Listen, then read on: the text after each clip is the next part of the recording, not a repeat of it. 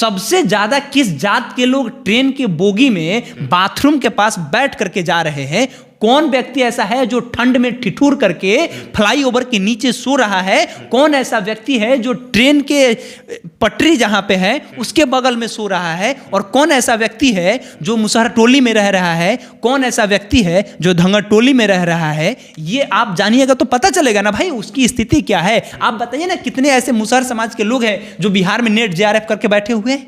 नहीं मिलेंगे आपको। आप आंकड़ा उठा करके देखिएगा तो मुश्किल से 10 लोग अगर मिल जाए पूरे बिहार में कि नेट जेआरएफ करके क्वालिफाई होकर के मुसहर जाति के लोग हो तो नहीं मिलेंगे। आप कहिएगा कि वो लोग नहीं पढ़ते हैं। क्यों पढ़ेंगे भाई? आपने पढ़ने कहाँ दिया? जब उनके बच्चे स्कूल में जाते हैं मिड डे मील के नाम पर, आपके जो बच्चे उस स्कूल में पढ़ने जाते हैं सरकारी में और उनके बच्चे जाते हैं, तो आपके गार्जियन आपके घर के लोग कहते हैं कि हमारे बच्चे वहां नहीं पढ़ेंगे जहां मुसहरवा का बच्चा पढ़ रहा होगा। जहां मुसहर का बच्चा जिस थाली में खाना खाएगा उस थाली में हमारे बच्चे खाना नहीं खाएंगे। इस तरह का डिस्क्रिमिनेशन आपने स्कूल में तय किया। आपकी आबादी 5%, उनकी भी आबादी 5%, आप उनको नहीं पढ़ने देते हैं। आपसे ज्यादा उनकी संख्या होने के बाद भी उनके बच्चे नहीं पढ़ पाए। क्यों नहीं पढ़ पाए? क्योंकि वो गरीब है। गरीब आपने बनाया, आप उनके घर, आप अपने घर पे उनको खाना खिलाए, ठीक बात है, लेकिन आपने उनका मजदूरी रख लिया, आपने उनका शोषण किया।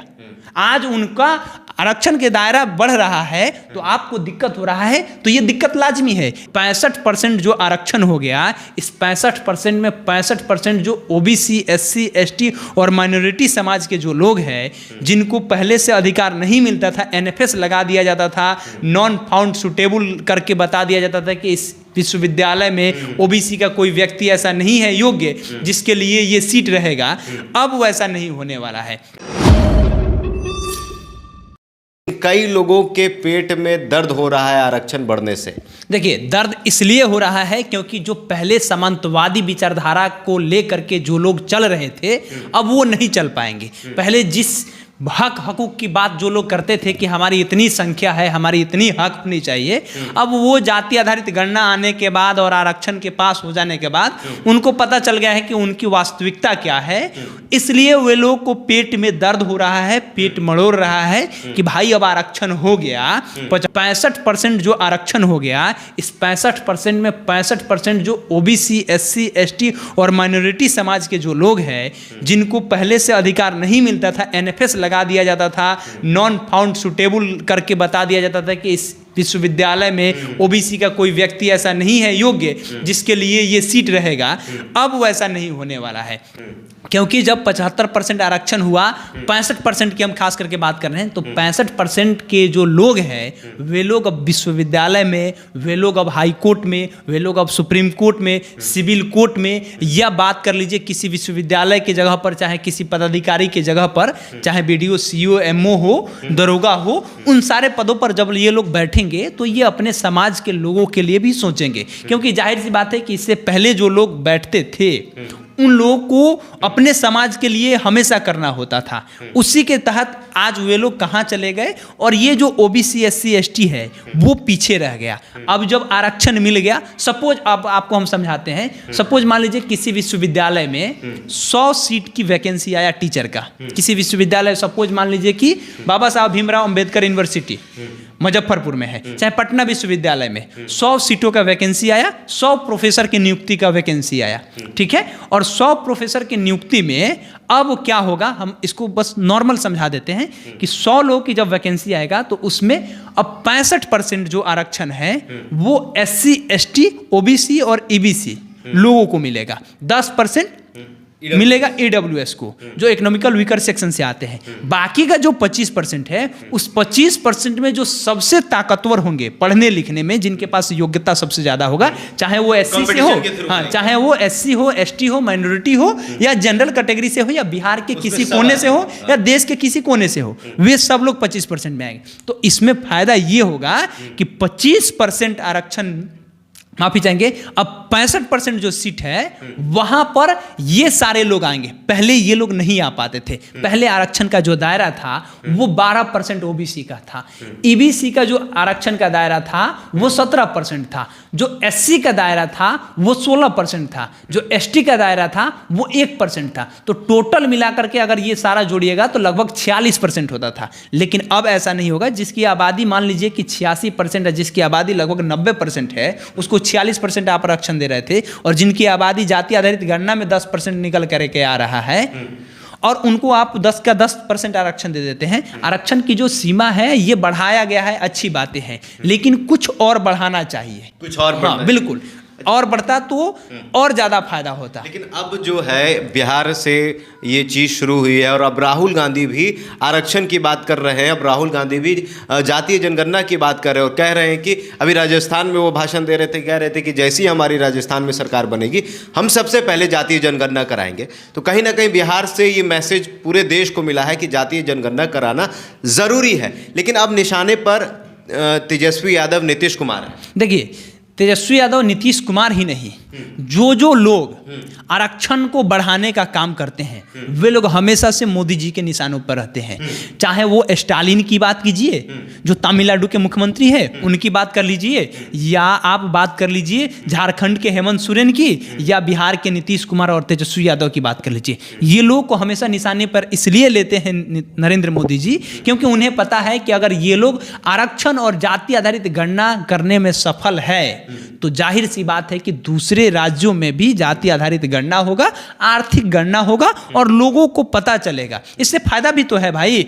नरेंद्र मोदी जी जब आते हैं चुनावी मंच में तो क्या कहते हैं कि हम ओबीसी के बेटा है। क्यों भाई, आपको ओबीसी कहने की क्या जरूरत पड़ रही? आपका स्टेटमेंट इधर का है कि अमीरी और गरीबी दो ही जाति होती है। भाई ऐसा नहीं है, अमीरी और गरीबी दो ही जाति नहीं होती है। आप जाइए फ्लाईओवर के नीचे कौन व्यक्ति सोता है आपको पता चल जाएगा। आप जाइए किसी ट्रेन के बाथरूम के पास बैठ करके छठ के समय में कौन व्यक्ति घर जा रहा था ये पता चलेगा कि कौन व्यक्ति वो जाति के लोग गरीब है। ये भी आंकड़ा देख वही बात हम कह रहे हैं कि आप कह रहे हैं कि अमीरी और गरीबी दो ही जाति होती है, तो नहीं, ऐसा नहीं है। अमीरी और गरीबी में जाति नहीं देख सकते। हर जाति में लोग गरीब है, हर जाति में अमीर है, इस बात को मानते हैं। लेकिन सबसे ज्यादा किस जात के लोग ट्रेन के बोगी में बाथरूम के पास बैठ करके जा रहे हैं?